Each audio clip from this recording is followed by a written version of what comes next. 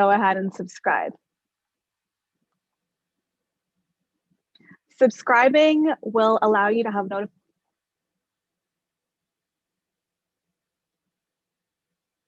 Subscribing will allow you to be notified every time we post, every time we go live. Also, please share our YouTube and Facebook page with your friends, families, coworkers, neighbors, everybody. I would also like to encourage you to like, comment, and again, subscribe, but encourage you guys to interact with each other below in the comment section. Comment where you're from, say salam, make new friends, and let's build a virtual sense of community. Before we begin, I would like to remind you about some of IIT's programs this Ramadan. We're doing our best to have similar programming. So we have daily Quran at 5 a.m. and 5 p.m. Every single day. We have Resilient Hour at 8 p.m. daily. We have Gems of Quranic Wisdom at 9:45 every night. And this is going to be changed up and made a little bit more special during the last 10 nights. Every other night, or sorry, the odd nights, we'll have some du'as on the odd nights. We also have a seniors program every Thursday. Check the website or call the office for more information. Seniors who can only access the program by phone can call IIT at 416-335-9173 and press 4 for more directions. We have our weekly Friday talk at 1:30 p.m. And new, we have our contactless cupcake sale on May 16th at the IIT. Pre-orders are available at islam.ca. We have our special 27th night Ramadan program after Gems of Quranic Wisdom with scholars and community leaders. Finally, we have our Eid program happening on Sunday, May 24th with our scholars and community leaders. And for more information about these programs, I encourage you to visit islam.ca/Ramadan for more updates. Before I introduce our speaker for tonight, I would like to remind everyone about the 1 of 1,000 challenge, giving $300. IIT is looking to raise $300,000 and we're looking for 1,000 people to donate $300. I know these times are a little bit trying and a little bit more difficult. And so if you find $300 a little bit too much, maybe choose a buddy, a cousin, a friend, a sibling, and split it $150 each. Regardless of whatever you can give, I encourage you to give. We know that charity does not decrease from our wealth, and inshallah ta'ala, you give to IIT and Allah will replace it with even more.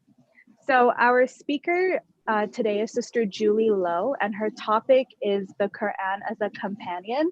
Sister Julie Lowe has ijaza in the 10 variant recitations of the Quran from Sheikh Uthman Khan, under whom she studied various classical tajweed texts.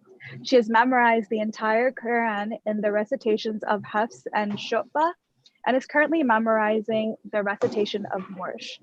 Sister Julie has been teaching tajweed for a number of years and has been teaching at the Islamic Institute since 2012. She is currently pursuing her PhD at the University of Toronto in the area of Islamic law after completing a master's in this field from the University of London in the UK. She holds a degree in Canadian common law from Queen's University, as well as a degree in mechanical engineering from the University of Waterloo. She actively pursues other Islamic studies opportunities part-time in Jordan and has completed the Islamic Studies program offered by Al Maghrib Institute. It's clear that Sister Julie is extremely educated in her academics, in her professional sphere, as well as spiritually. And it gives me great honor to be able to welcome her here tonight. Sister Julie. Bismillah, wassalatu wassalamu ala rasulillah. So perhaps some of you have heard of a woman named Saad. Saad, she passed away in 2006, rahimahullah, and she was a master of the Quranic recitations, the 10 qira'at. And during the over 50 years that she devoted to teaching the Quran, people, both men and women, would travel to her seeking to recite to her and to get ijaza, that is a license. And she mentions that at one point in her life, that in Alexandria, Egypt, where she lived, that there was not a single person who had ijazah, that is a license in the Quran, except that they had either gotten it from her or from somebody who had recited to her. Now, as Muslims, we know that the Quran is special. And the month that we're in right now, the month of Ramadan, is often called the month of the Quran. However, sometimes we look at other people, whether it is people of our own generation or era, such as Sa'd, or perhaps people of the past, whether it's the companions or other people that we've heard about from past generations, and we might admire their connection to the Quran, but sometimes we don't really know how to connect with the Quran ourselves. So our topic tonight is the Quran as companion, and this is going to be two parts in the short time that we have. First of all, why we should make the Quran as our companion, and second of all, some practical tips that I'll leave you with to establish that link to the Quran in your daily life. So first, why should we want to make the Quran our companion? Well, the Quran has a number of characteristics that should make us want to take it as our companion.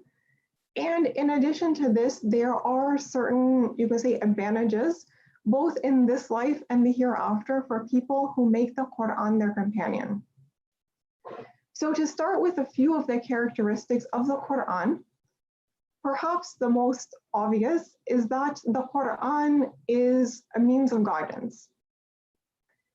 It is a means to take us out of darkness and bring us to the light. And this is mentioned in the Quran in multiple verses, that the Quran is meant to lead us out of the darkness of disbelief, the darkness of misguidance, and bring us into the light of faith, into the light of being close to Allah subhanahu wa ta'ala.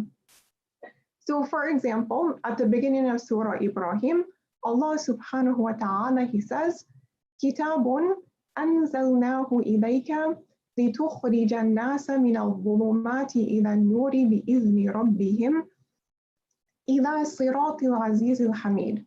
That this is a book that we have revealed to you to bring people out of darkness and into light by the permission of their Lord, to the path of Al-Aziz, the exalted one, Al-Hamid, the praiseworthy one. And in fact, not only does the Quran bring us from darkness to light, but the Quran itself is also characterized as being light. So in another verse, Allah subhanahu wa ta'ala, he says, Ya ayyuhan nasu qad ja'akum burhanun min rabbikum wa anzalna ilaykum nuran mubina. That, O people, a proof has come to you from your Lord, and we have sent down to you nuran mubina, a clear light.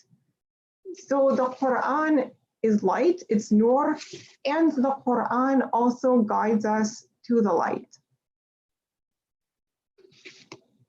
Now, I will mention one more verse that mentions a number of characteristics of the Quran that should make us seek that link with it. And this is a verse in Surah Yunus that mentions 4 characteristics of the Quran altogether. And that verse is, Ya ayyuhan nasu qad ja'atkum maw'idhatun min rabbikum wa shifa'un lima fi as-suduri wa hudan wa rahmatun lil mu'minin.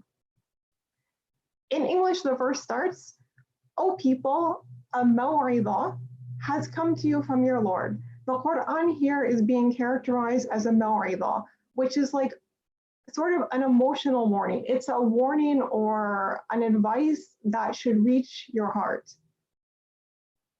And the verse continues, and shifa, and a healing for what is in your hearts.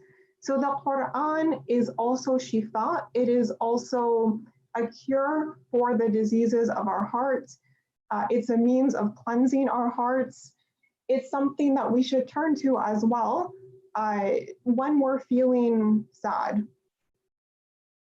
And the verse continues, and guidance, huda, so the concept of guidance again, the Quran being guidance for us, وَرَحْمَةٌ لِلْمُؤْمِنِينَ, and a mercy for the believers. So reciting the Quran is mercy, and believing in it is also mercy. So all of these characteristics, the fact that the Quran is mercy, is guidance, it's light, it is healing, it is a type of admonition for us, should make us want to have the Quran as our companion. But in addition to these characteristics, we find in a lot of hadith advantages to having the Quran as our companion. So for example, there is a famous hadith that starts, وَمَا اجْتَمَعَ قَوْمٌ فِي بَيْتٍ مِّن بُيُوتِ اللَّهِ يَتْلُونَ كِتَابَ اللَّهِ وَيَتَدَارَسُونَهُ بَيْنَهُم. That there is not a group of people who gather in a house among the houses of Allah, reciting the book of Allah, so reciting the Quran, and studying it between themselves, إِلَّا, except, نَزَلَتْ عَلَيْهِمُ السَّكِينَةُ, that tranquility descends upon them. وَغَشِيَتْهُمُ الرَّحْمَةُ, and rahmah and mercy envelops them. So again, the concept of mercy. The Quran is mercy, and those who study and recite the Quran together are enveloped by mercy. وَحَفَّتْهُمُ الْمَلَائِكَةُ, and the angels surround them. وَذَكَرَهُمُ اللَّهُ فِي مَنْ عِنْدَهُ, and Allah will mention those people to those who are with him, i.e. he will mention these people who are gathering together and studying the Quran and reciting it, he will mention them to the angels that are with him. And this is in this life, these things happen. As for the hereafter, the Quran acts as an intercessor for those who take the Quran as a companion. So the Prophet ﷺ, he said, اقرأوا القرآن فإنه يأتي يوم القيامة شفيعا لأصحابه.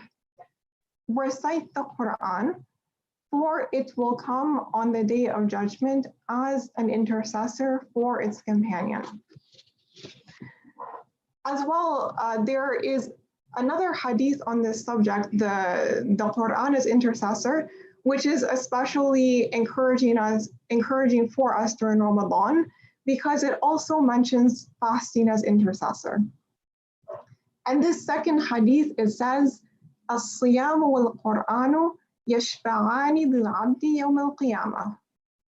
That fasting and the Quran will intercede for the slave, meaning for the Muslim, on the day of judgment.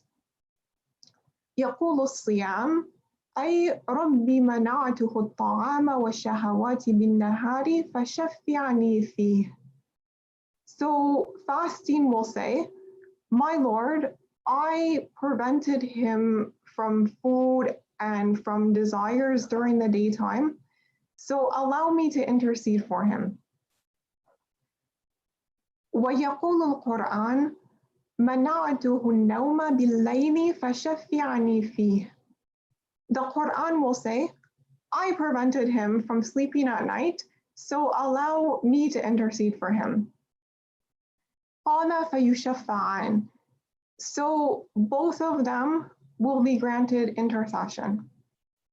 And we know from another hadith that the Quran on the day of judgment or in the hereafter is either hujjatun laka aw alayk, meaning it is either a proof for you or against you. There is no third option, it's not neutral. So of course, we seek to make the Quran our companion to get this intercession, and so that it will be a proof in our favor on the day of judgment.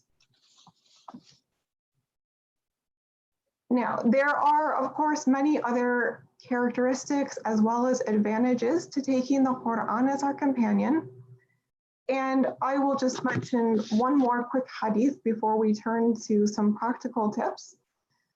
And this is a very, very famous and short hadith, and that is خيركم من تعلم القرآن وعلمه. That the best of you are those who learn the Quran and teach it to others.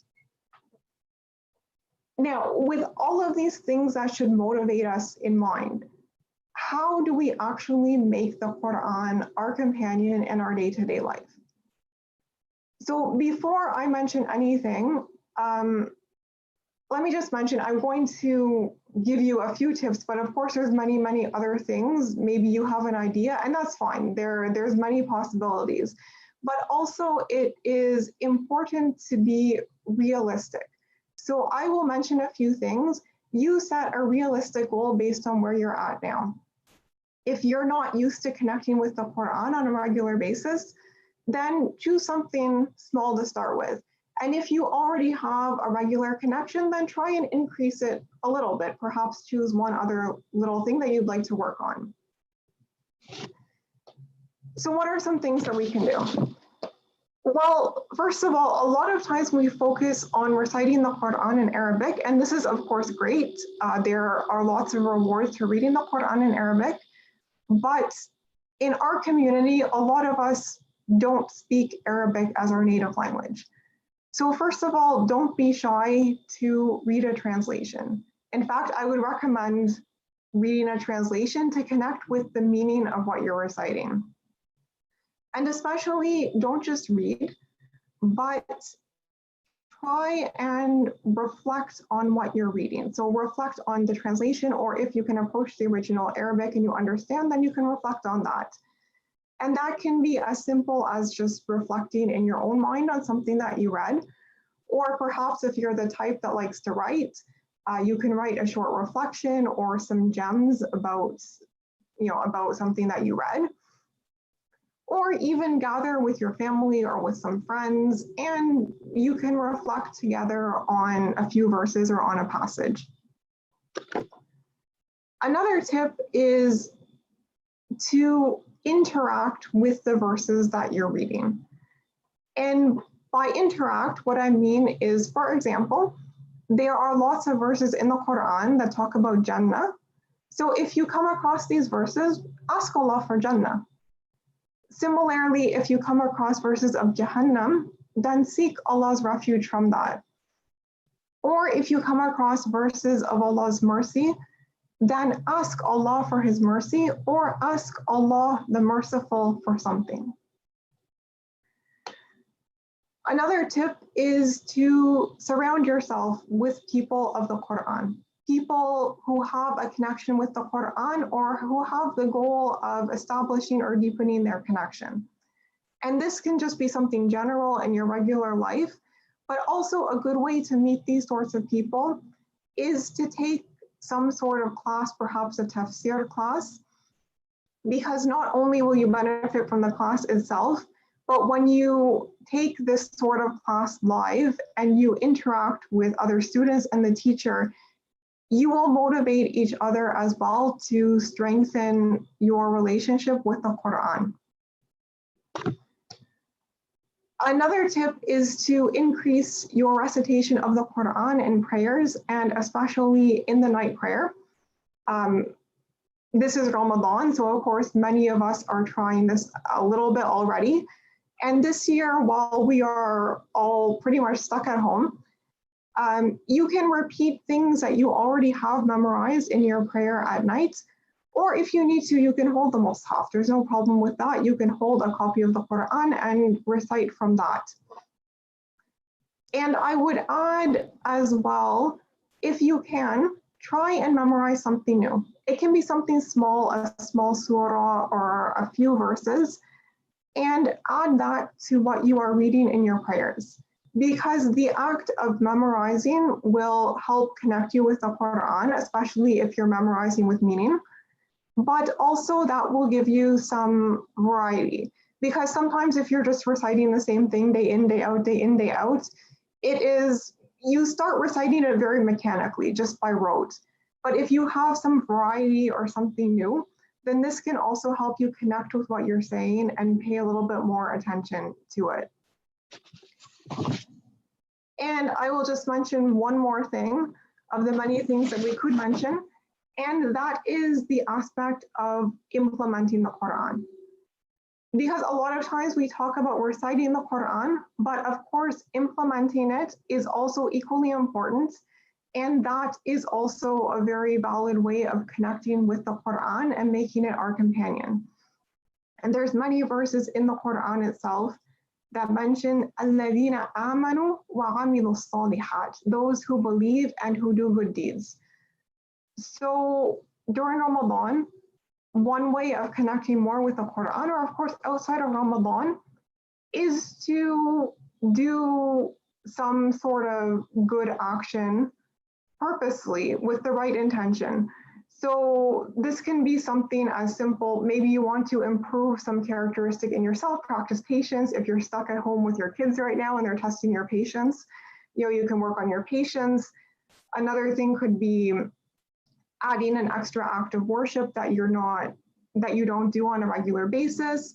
It can be something like sending or dropping iftar off at perhaps your family's or at a family's house or friends to put a smile on their face.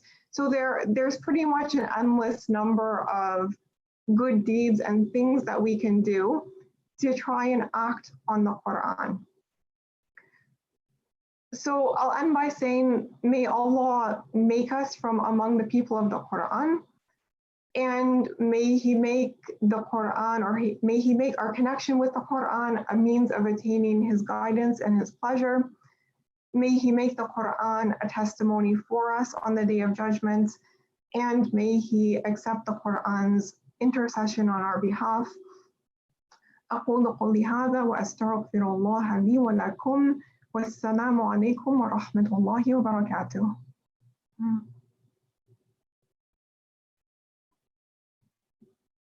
Providing us with some, Jazakallah, Sister Julie, for providing us with some insight on the Quran as a companion. I do have a couple of questions. If we can, maybe we can get through both, maybe we can't. But the first one is, for those of us who are looking to memorize the Quran who are not native Arabic speakers, do you have any advice? Okay, so understanding Arabic is not a prerequisite of memorizing. In fact, Right. In some ways, it can make it slightly easier. It can make it harder and easier at the same time. It's harder because, of course, you don't necessarily understand fully what you're reciting. Ideally, you should be also, learning with a translation and making sure you have an idea. But it can make it easier in another sense, because the danger when you know Arabic is you start bringing your own sort of things. You finish maybe the verse in how you think it should finish, and you don't realize your mistake because it makes sense grammatically and linguistically. There are many, many, many people who memorize the Quran who don't speak Arabic. So this should not, you shouldn't take this as a barrier at all. It's completely doable. As for how to memorize the Quran, that is another story altogether, but whether you speak Arabic or not, this is not a barrier to memorizing. Okay, Jazakallah. I think that's all the time we have for today. So I'm just going to go over a couple more announcements, and then we're going to move into the Quranic recitation by our Qari today. Jazakallah, Sister Julie. So like I mentioned before, we have our daily Quran at 5 a.m. and 5 p.m. We have Resilient Hour at 7:45 every day. We have Gems of Quranic Wisdom at 9:45 every night. And during the last 10 nights on the odd nights, we're going to have some du'as integrated into that. We have our seniors program every Thursday. Go to our website or call the IIT for more information. We have our Friday Talk Friday at 1:30 p.m. And don't forget to pay Fitra or Zakatul Fitr, which should be done before Eid prayers on Sunday, May 24th. It's $10 per person. Also, we have our contactless cup. It's a tongue twister. We have our contactless cupcake sale on May 16th at the IIT. pre-order at islam.ca. I would like to invite our Qari Abbas now to recite some Quran and then call the adhan when it's time.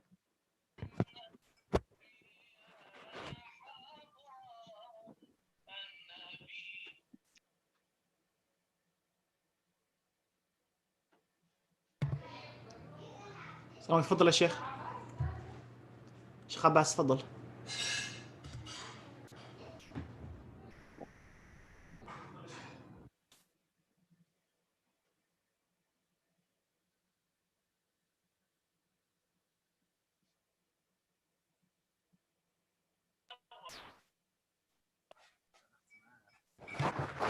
تفضل يا شيخ إن شاء الله.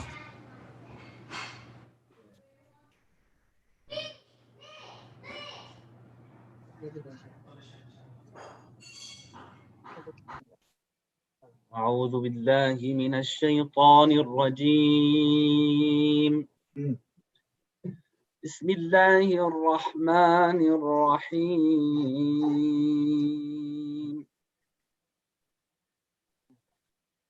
وقال الذين لا يرجون لقاءنا لولا أنزل علينا الملائكة أو نرى ربنا لقد استكبروا في أنفسهم وعتوا عتوا كبيرا.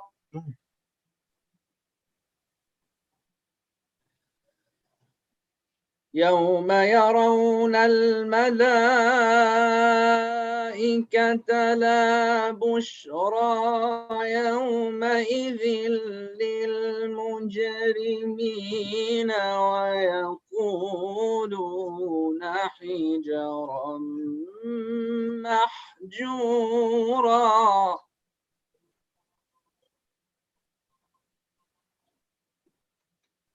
وقدمنا إلى ما عملوا من عمل فجعلناه هباء منثورا.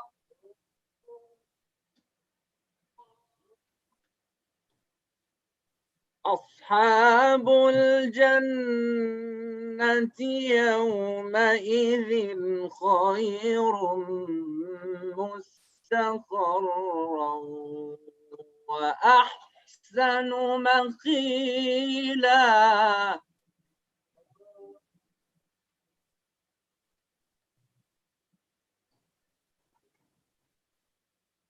ويوم تشقق السماء بالغمام ونزل الملائكة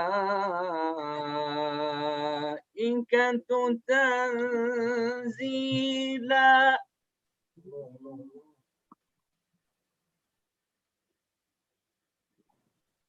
ويوم تشقق السماء بالغمام ونزل الملائكة تنزيلا. الملك يومئذ الحق للرحمن.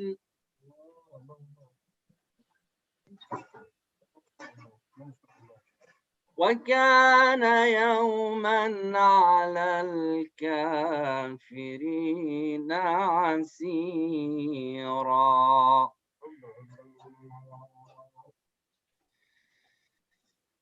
ويوم يعض الظالم على يديه يقول يا ليتني اتخذت مع الرسول سبيلا يا ويلتى ليتني لم أتخذ فلانا خليلا.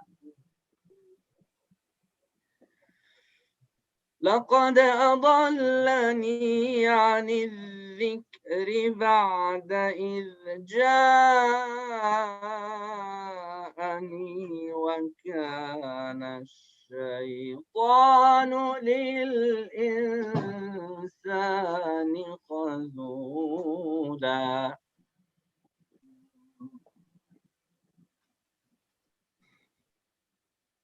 It's now time for the adhan in Toronto. إن قومي اتخذوا هذا القرآن مهجورا وكذلك جعلنا لكل نبي عدوا من المجرمين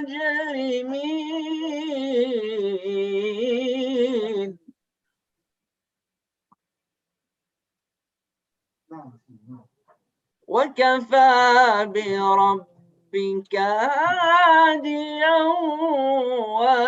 ونصيرا.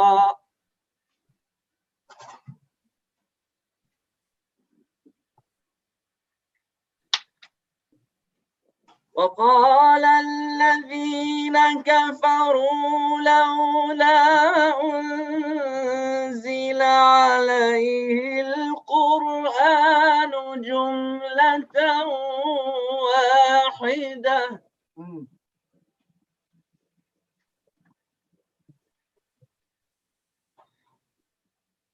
وقال الذين كفروا لولا أنزل عليه القرآن جملة واحدة كذلك لنثبت به فؤادك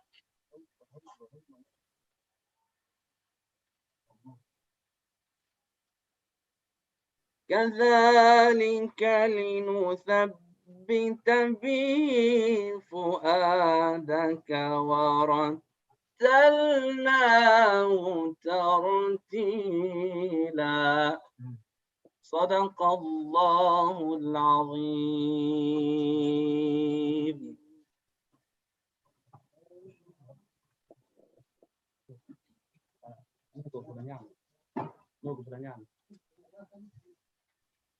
الله أكبر الله أكبر الله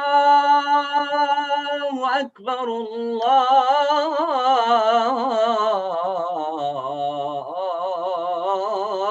الله أكبر. أشهد أن لا إله إلا الله.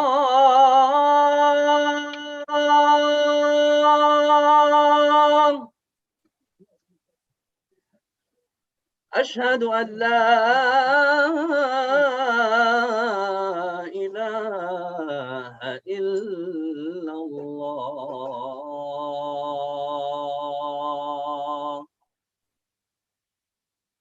أشهد أن محمد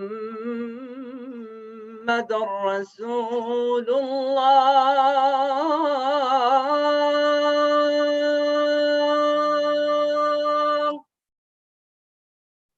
أشهد أن محمد رسول الله.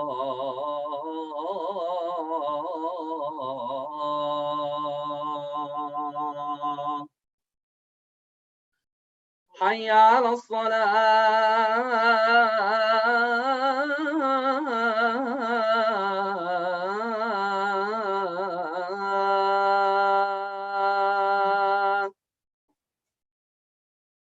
حي على الصلاة.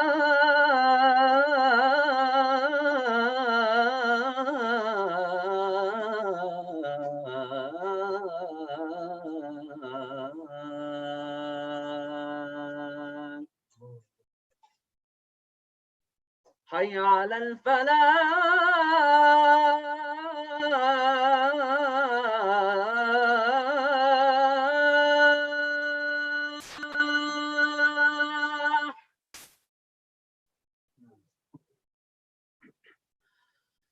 حي على الفلاح.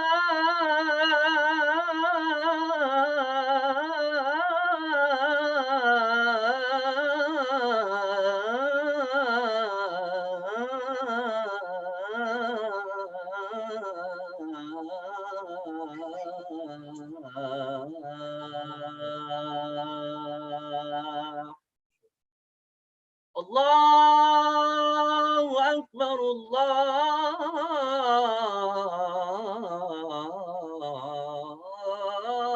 الله أكبر لا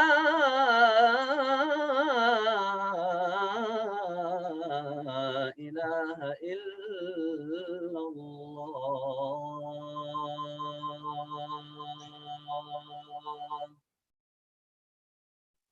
اللهم رب هذه الدعوة التامة والصلاة القائمة آت سيدنا محمدا الوسيلة والفضيلة والدرجة العالية الرفيعة وابعثه اللهم مقاما محمودا الذي وعدته إنك لا تخلف الميعاد.